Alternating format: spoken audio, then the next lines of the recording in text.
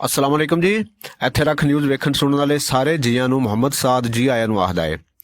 Punjab assembly ਦੀ ਨਿਗਰਾਨ ਕਾਬੀਨਾ ਦਾ ਇੱਕ ਅਵੱਲਾ ਫੈਸਲਾ। ਗੁਜਰਾਤ ਡਿਵੀਜ਼ਨ ਦਾ ਨੋਟੀਫਿਕੇਸ਼ਨ ਮੁਅੱਤਲ ਕਰ ਦਿੱਤਾ ਗਿਆ ਹੈ। ਬੋਰਡ ਆਫ ਰੈਵਨਿਊ ਵੱਲੋਂ ਇਹ ਨੋਟੀਫਿਕੇਸ਼ਨ ਮੁਅੱਤਲ ਕੀਤਾ ਗਿਆ ਹੈ। ਇੱਕ ਡਿਵੀਜ਼ਨ 4 ਜ਼ਿਲ੍ਹੇ 4 ਤਹਿਸੀਲਾਂ ਬਣਾਉਣ ਦਾ ਨੋਟੀਫਿਕੇਸ਼ਨ ਮੁਅੱਤਲ ਕਰ ਦਿੱਤਾ ਗਿਆ ਹੈ।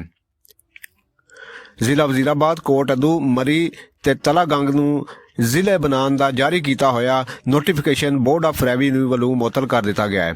ਪੰਜਾਬ ਅਸੈਂਬਲੀ ਦੀ ਨਿਗਰਾਨ ਕਾਬੀਨਾ ਦੀ ਮਨਜ਼ੂਰੀ ਤੋਂ ਬਾਅਦ ਨੋਟੀਫਿਕੇਸ਼ਨ ਮੁਅੱਤਲ ਕੀਤਾ ਗਿਆ ਹੈ। ਹੁਣ ਕੁਝ ਹੋਰ ਖਬਰਾਂ। ਪਾਕਿਸਤਾਨ ਪੀਪਲਜ਼ ਪਾਰਟੀ ਨੇ ਜ਼ਿਮਨੀ ਚੋਣਾਂ ਦਾ ਬਾਈਕਾਟ ਦਾ ਫੈਸਲਾ ਕਰ ਲਿਆ। ਜ਼ਰਾਏ ਮੁਤਾਬਕ ਚੋਣਾਂ ਨਾ ਲੜਨ ਦਾ ਫੈਸਲਾ ਲੀਗੀ ਲੀਡਰਾਂ ਨਾਲ ਮੁਲਾਕਾਤ ਤੋਂ ਬਾਅਦ ਕੀਤਾ ਗਿਆ ਹੈ। ਪਾਕਿਸਤਾਨ ਡੈਮੋਕ੍ਰੈਟਿਕ ਮੂਵਮੈਂਟ 16 ਮਾਰਚ ਨੂੰ ਕੌਮੀ ਅਸੈਂਬਲੀ ਦੀਆਂ 33 ਤੇ 19 ਮਾਰਚ ਨੂੰ 31 ਸੀਟਾਂ ਉੱਤੇ ਹੋਣ ਵਾਲੀਆਂ ਜ਼ਿਮਨੀ ਚੋਣਾਂ ਵਿੱਚ ਹਿੱਸਾ ਨਹੀਂ ਲਵੇਗੀ।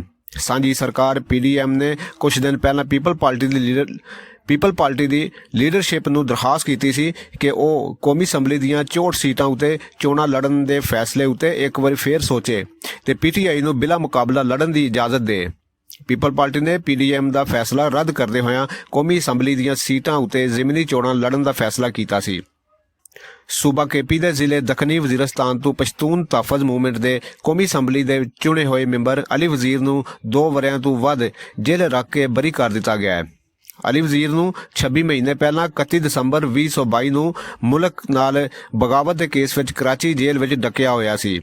ਅਲੀ ਵਜ਼ੀਰ ਦੇ ਵਕੀਲ ਕਾਦਰ ਖਾਨ ਨੇ ਡਾਨ ਨਿਊਜ਼ ਨੂੰ ਦੱਸਿਆ, ਉਹਨਾਂ ਦੇ ਮੁਵੱਕਲ ਨੂੰ ਜਦ ਵੀ ਕਿਸੇ ਮੁਕੱਦਮੇ ਵਿੱਚੋਂ ਬਰੀ ਕੀਤਾ ਜਾਂਦਾ ਸੀ ਜਾਂ ਜ਼ਮਾਨਤ ਹੁੰਦੀ ਸੀ ਤੇ ਉਸੇ ਵੇਲੇ ਹੀ ਕਿਸੇ ਹੋਰ ਮੁਕੱਦਮੇ ਵਿੱਚ ਸਿੰਧ ਜਾਂ KPK ਦੇ ਮੁਕੱਦਮੇ ਵਿੱਚ ਨਾਮਜ਼ਦ ਕਰ ਦਿੱਤਾ ਜਾਂਦਾ ਸੀ। ਕੌਮੀ ਅਸੈਂਬਲੀ ਦੇ ਮੈਂਬਰ ਮੋਹਸਨ ਦਾਵੜ ਨੇ ਕਰਾਚੀ ਸੈਂਟਰਲ ਜੇਲ੍ਹ ਤੋਂ ਅਲੀ ਵਜ਼ੀਰ ਦੀ ਰਿਹਾਈ ਦੀ ਫੋਟੋ ਟਵਿੱਟਰ ਉੱਤੇ ਚਾੜੀ।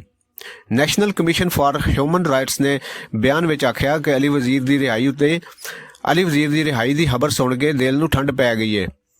ਪੰਜਾਬ ਦੇ ਸਾਬਕਾ ਵਜ਼ੀਰ ਆਲਾ ਚੌਧਰੀ ਪਰਵੇਜ਼ ਲਈ ਦੇ ਸਾਬਕਾ ਪ੍ਰਿੰਸੀਪਲ ਸੈਕਟਰੀ ਮੁਹੰਮਦ ਖਾਨ ਭੱਟੀ ਦੀ ਬਾਜ਼ੀਆਬੀ ਲਈ ਸੁਪਰੀਮ ਕੋਰਟ ਵਿੱਚ ਅਰਜ਼ੀ ਦਾਇਰ ਕੀਤੀ ਗਈ ਹੈ। ਐਕਸਪ੍ਰੈਸ ਨਿਊਜ਼ ਮੁਤਾਬਕ ਬਾਜ਼ੀਆਬੀ ਦੀ ਅਰਜ਼ੀ ਮੁਹੰਮਦ ਖਾਨ ਭੱਟੀ ਦੇ ਭਤੀਜੇ ਸਾਜਿਦ ਖਾਨ ਨੇ ਦਾਇਰ ਕੀਤੀ, ਜਿਹਦੇ ਵਿੱਚ ਵਜ਼ਾਰਤ ਦਾਖਲਾ, IG ਪੁਲਿਸ, FIA, ਨੈਬ ਸਣੇ ਐਂਟੀ ਕਰਪਸ਼ਨ ਨੂੰ ਫਰੀਕ ਬਣਾਇਆ ਗਿਆ ਹੈ। ਸਾਜਿਦ ਭੱਟੀ ਨੇ ਅਰਜ਼ੀ ਵਿੱਚ ਬੇਨਤੀ ਕੀਤੀ ਹੈ ਕਿ ਮੁਹੰਮਦ ਖਾਨ ਭੱਟੀ ਨੂੰ ਸਿੰਧ ਵਿੱਚ ਗ੍ਰਿਫਤਾਰ ਕੀਤਾ ਗਿਆ ਹੈ। ਇਹਨਾਂ ਸਾਰਿਆਂ ਨੂੰ ਹੁਕਮ ਦਿੱਤਾ ਜਾਵੇ ਕਿ ਮੁਹੰਮਦ ਖਾਨ ਭੱਟੀ ਨੂੰ ਅਦਾਲਤ ਵਿੱਚ ਪੇਸ਼ ਕੀਤਾ ਜਾਵੇ ਤੇ ਹਿਰਾਸਤ ਦੌਰਾਨ ਮੁਹੰਮਦ ਖਾਨ ਭੱਟੀ ਨੂੰ ਮਾਰਿਆ ਕੁੱਟਿਆ ਜਾਏ ਤੇ ਨਾ ਕੋਈ ਨੁਕਸਾਨ ਪੜਾਇਆ ਜਾਏ। ਸ਼ਹਬਾਜ਼ ਸ਼ਰੀਫ ਦੇ ਖਿਲਾਫ ਬਦੋਬਦੀ ਝੂਠਾ ਬਿਆਨ ਦਵਾਇਆ ਗਿਆ। ਆਸ਼ੀਆਨਾ ਕੇਸ ਦੇ 2 ਗਵਾਹ ਮੁਨਰਫ ਹੋ ਗਏ। ਵਜ਼ੀਰ ਆਜ਼ਮ ਸ਼ਹਬਾਜ਼ ਸ਼ਰੀਫ ਸਣੇ ਔਰਨਾਂ ਦੇ ਖਿਲਾਫ ਆਸ਼ੀਆਨਾ ਇਕਬਾਲ ਰੈਫਰੈਂਸ ਵਿੱਚ ਨੈਬ ਦੇ 2 ਵਾਅਦਾ ਮਾਫ ਗਵਾਹ ਆਪਣੇ ਬਿਆਨ ਤੋਂ ਮੁੱਕਰ ਗਏ, ਜਿਨ੍ਹਾਂ ਦੌਰਾਨ ਗਵਾਹਾਂ ਆਖਿਆ ਕਿ ਬਦੋਬਦੀ ਤੇ ਦਬਾਅ ਪਾ ਕੇ ਸ਼ਹਬਾਜ਼ ਸ਼ਰੀਫ ਦੇ ਖਿਲਾਫ ਵਾਅਦਾ ਮਾਫ ਗਵਾਹ ਬਣਨ ਤੇ ਮਜਬੂਰ ਕੀਤਾ ਗਿਆ।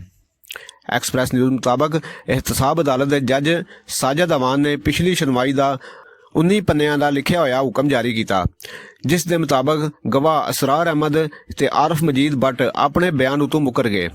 ਗਵਾਹ LDA ਦੇ ਚੀਫ ਇੰਜੀਨੀਅਰ ਇਸਰਾਰ ਸਈਦ ਨੇ ਸ਼ਹਬਾਜ਼ ਸ਼ਰੀਫ ਦੇ ਵਕੀਲ ਅਮਜਦ ਪਰਵੇਜ਼ ਦੀ ਜ਼ਿਰਾ ਦੌਰਾਨ ਇਤਰਾਫ ਕੀਤਾ ਕਿ ਬਦੋਬਦੀ ਦਬਾਅ ਪਾ ਕੇ ਵਾਅਦਾ ਮਾਫ ਗਵਾਹ ਬਣਨ ਤੇ ਮਜਬੂਰ ਕੀਤਾ।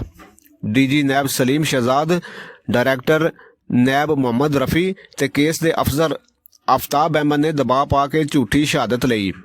ਗਵਾਹ ਨੇ ਆਖਿਆ ਕਿ ਗ੍ਰਿਫਤਾਰੀ ਦੌਰਾਨ ਨੈਬ ਨੇ ਲੈਟਰੀਨਾਂ ਵਿੱਚ ਕੈਮਰੇ ਵੀ ਲਾਏ ਹੋਏ ਸਨ। ਦੂਜੇ ਰਿਮਾਂਡ ਉੱਤੇ ਚੇਅਰਮੈਨ ਨੈਬ ਜਵੇਦ ਇਕਬਾਲ ਤੇ DG ਸ਼ਹਜ਼ਾਦ ਸਲੀਮ ਮੇਰੀ ਕੋਠੜੀ ਵਿੱਚ ਆਏ ਤੇ ਦੋਹਾਂ ਨੇ ਆਖਿਆ, ਸਾਡੇ ਉੱਤੇ ਬਾਹਲਾ ਦਬਾਅ ਏ, ਘੁੱਗੀ ਫੇਰ ਦੇ ਨਹੀਂ ਤੇ ਤੇਰੀਆਂ ਮੁਸ਼ਕਲਾਂ ਵੱਧ ਜਾਣਦੀਆਂ। ਇਸਰਾਰ ਸਈਦ ਨੇ ਆਖਿਆ ਕਿ ਅਦਾਲਤ ਵਿੱਚ ਪਹਿਲਾ ਬਿਆਨ ਵੀ ਬਦੋਬਦੀ ਤੇ ਦਬਾਅ ਉੱਤੇ ਦਿੱਤਾ। DG ਨੈਬ ਸ਼ਹਜ਼ਾਦ ਸਲੀਮ ਨੇ ਸ਼ਹਬਾਜ਼ ਸ਼ਰੀਫ ਉੱਤੇ ਹਰਾਸਾਂ ਕਰਨ ਦਾ ਮਕਾਲਾ ਲਾਉਣ ਦਾ ਆਖਿਆ। DG ਨੈਬ ਇਸ ਬਿਆਨ ਤੋਂ ਸ਼ਹਬਾਜ਼ ਸ਼ਰੀਫ ਦੀ ਜ਼ਮਾਨਤ ਰੱਦ ਕਰਾਉਣ ਵਾਸਤੇ ਵਰਤਣਾ ਚਾਹੁੰਦੇ ਸੀ। ਮੇਰੇ ਉੱਤੇ ਬੰਦ ਇਨਕੁਆਇਰੀਆਂ ਮੁੜ ਖੋਲ ਕੇ ਨਵੇਂ ਕੇਸ ਬਣਾਉਣ ਦੀਆਂ ਧਮਕੀਆਂ ਦਿੱਤੀਆਂ ਜਾਂਦੀਆਂ ਸਨ। ਇਸਰਾਰ ਅਹਿਮਦ ਨੇ ਹੋਰ ਆਖਿਆ ਕਿ ਮੈਨੂੰ ਨੈਬ ਦੇ ਡਾਇਰੈਕਟਰ ਮੁਹੰਮਦ ਰਫੀ ਨੇ ਗ੍ਰਿਫਤਾਰੀ ਦੇ ਵਾਰੰਟ ਵਹਾ ਕੇ ਪਹਿਲਾਂ ਤੇ ਤਿਆਰ ਕੀਤੇ ਹੋਏ ਬਿਆਨ ਉੱਤੇ ਘੁੱਗੀ ਫੇਰਨ ਦਾ ਆਖਿਆ। ਇਨਕਾਰ ਉੱਤੇ ਨੈਬ ਨੇ ਮੈਨੂੰ ਗ੍ਰਿਫਤਾਰ ਕਰ ਲਿਆ ਤੇ 10 ਦਿਨਾਂ ਦਾ ਜਿਸਮਾਨੀ ਰਿਮਾਂਡ ਲੈ ਲਿਆ। ਮੈਨੂੰ ਲੈਟਰਿਨ ਜਾਣ ਲਈ ਅੱਧੇ ਘੰਟੇ ਤੋਂ 1 ਘੰਟੇ ਤੱਕ ਉਡੀਕ ਕਰਾਈ ਜਾਂਦੀ ਸੀ। ਲੈਟਰਿਨ ਵਿੱਚ ਵੀ ਕੈਮਰੇ ਲਾਏ ਹੋਏ ਸਨ। ਇਸਰਾਰ ਸਈਦ ਨੇ ਜ਼ਿਲ੍ਹਾ ਦੌਰਾਨ ਆਖਿਆ ਕਿ ਆਸ਼ੀਆਨਾ ਹਾਊਸਿੰਗ ਪ੍ਰੋਜੈਕਟ ਇੱਕ ਸ਼ਫਾਫ ਮਨਸੂਬਾ ਸੀ ਜਿਹਦੇ ਵਿੱਚ ਕਿਸੇ ਕਾਨੂੰਨ ਦੀ ਵੀ ਖਿਲਾਫਵਰਜ਼ੀ ਨਹੀਂ ਕੀਤੀ ਗਈ। ਇਸ ਮਨਸੂਬੇ ਵਿੱਚ ਸ਼ਬਾਜ਼ ਸ਼ਰੀਫ ਸਣੇ ਕਿਸੇ ਮੁਲਜ਼ਮ ਨੇ ਵੀ ਜੁਰਮ ਨਹੀਂ ਕੀਤਾ, ਆਵਾਮ ਨਾਲ ਕੋਈ ਠੱਗੀ ਨਹੀਂ ਕੀਤੀ। ਤਹਿਰੀਕ ਇਨਸਾਫ ਦੇ ਦੌਰ ਵਿੱਚ ਆਹਦ ਚੀਮਾ ਦੇ ਖਿਲਾਫ ਇਨਕੁਆਇਰੀ ਦੌਰਾਨ ਕਿਸੇ ਖਿਲਾਫਵਰਜ਼ੀ ਦਾ ਕੋਈ ਬਿਆਨ ਨਹੀਂ ਦਿੱਤਾ। ਅਦਾਲਤ ਨੇ ਹੋਰ ਗਵਾਹਾਂ ਨੂੰ ਤਲਬ ਕਰਦੇ ਹੋਇਆਂ ਕਾਰਵਾਈ 18 ਫਰਵਰੀ ਤੱਕ ਛੱਡ ਦਿੱਤੀ।